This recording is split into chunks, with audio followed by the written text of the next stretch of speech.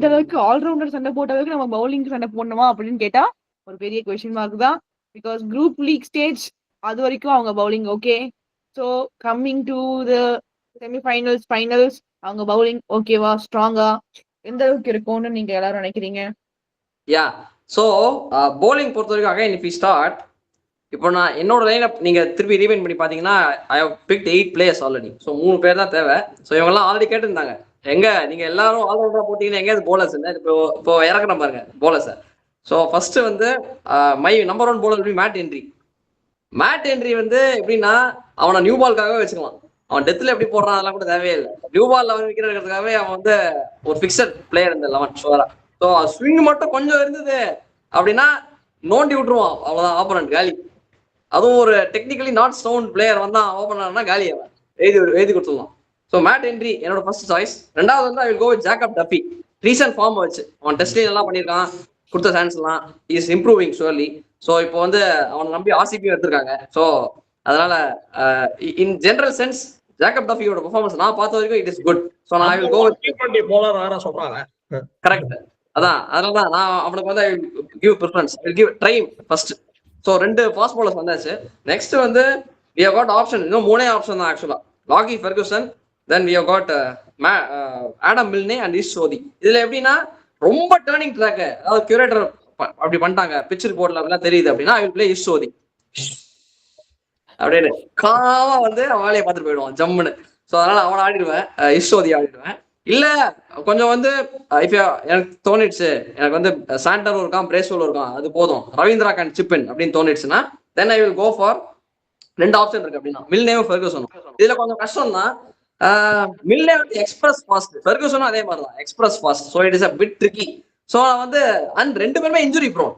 என்ன ஒட்டுருமா பாருங்க, அழகா எடுத்து வச்சிருக்காங்க. 2 பேரும் ஒன்னா அப்படியே ஒட்டிப்பாங்க பச்சக்குன்னு. நானும் இன்ஜுரி வா நீயும் எரி நானும் எரியறேன் அப்படிம்பாங்க.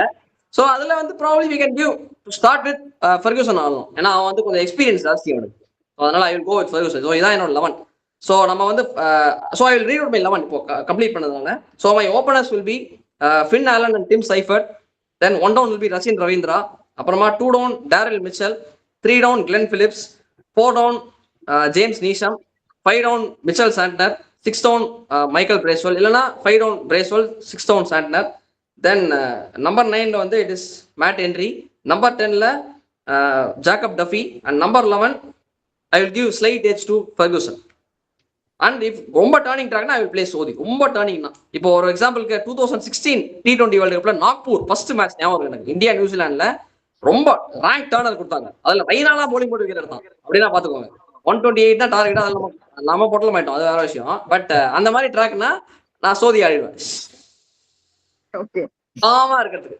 யா உங்க 11 யாரு? நீங்க பவுலிங் எப்படி இன்னும் யாரெல்லாம் எடுப்பீங்க? நான் எடுக்கிறது ஏற்கனவே சொன்ன மாதிரி தான், Ferguson obvious choice, mat Henry. ஆனா ஜேக்கப் டஃபி போறதுக்கு பதில நான் மில்லே போவேன், ஆடம் மில்லே போவேன். என்னோட பர்சனல் ஒப்பீனியன். நான் இது வரைக்கும் அவன் ஆனதை வச்சு பார்த்தேன்னா பர்சனலா எனக்கு அவனை பிடிக்கும்.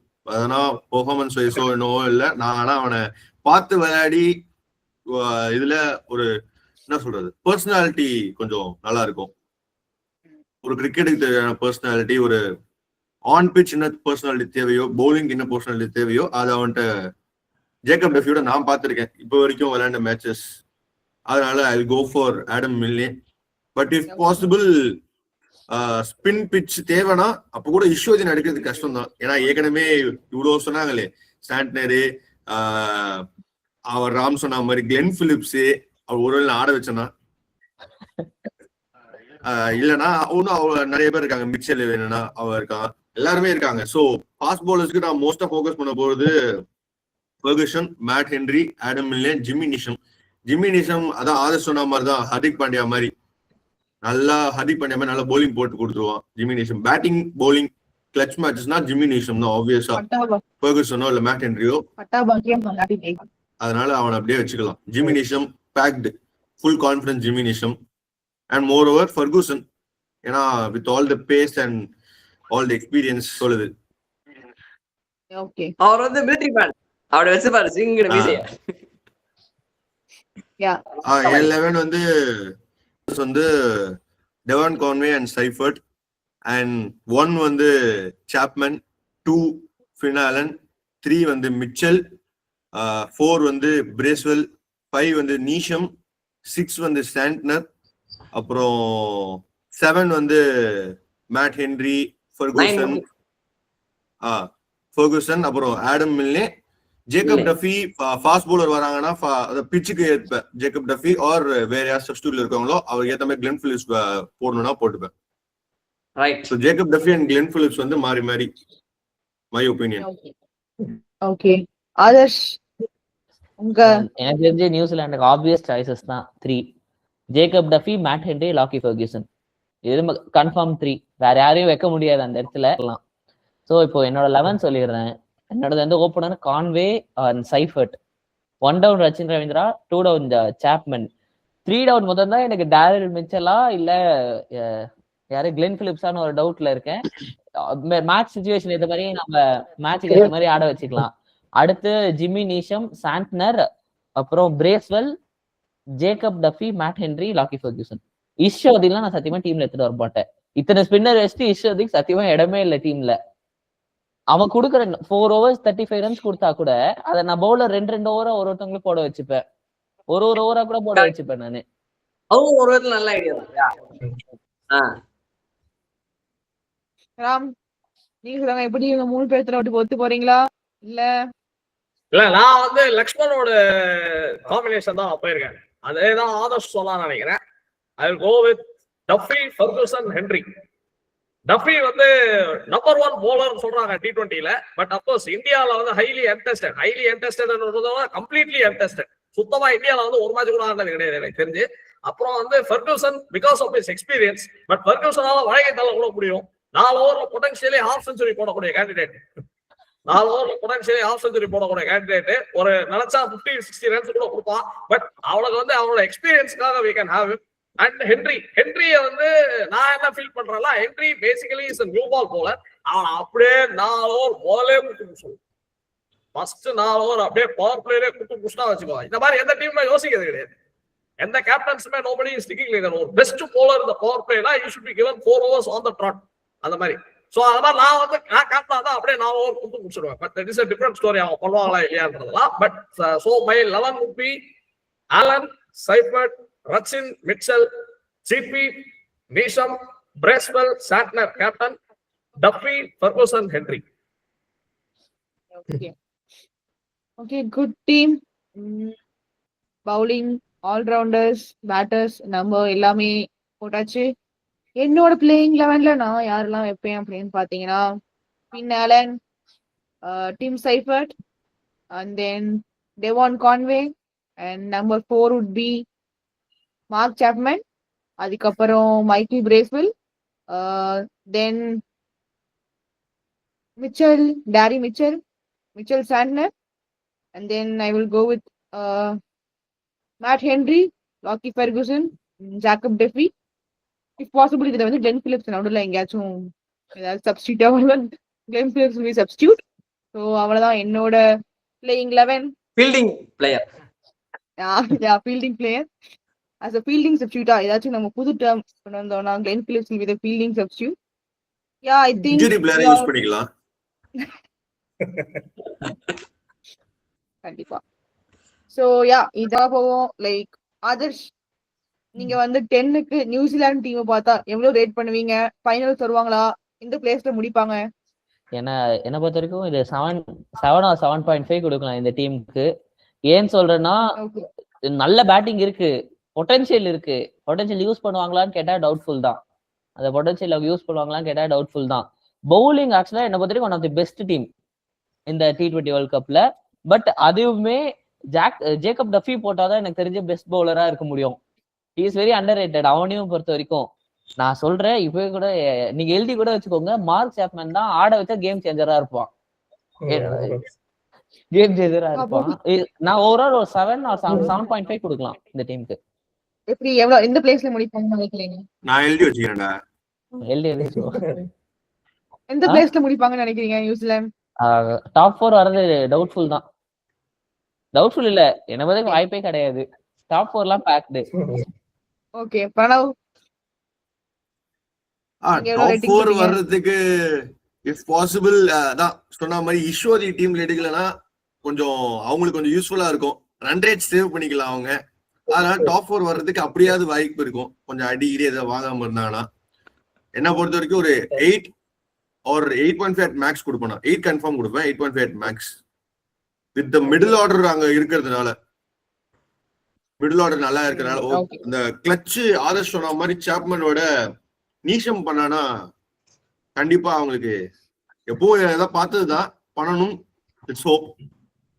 ஓகே ராம், உங்க பவர் சாரி உங்க ரேட்டிங் எவ்வளவு?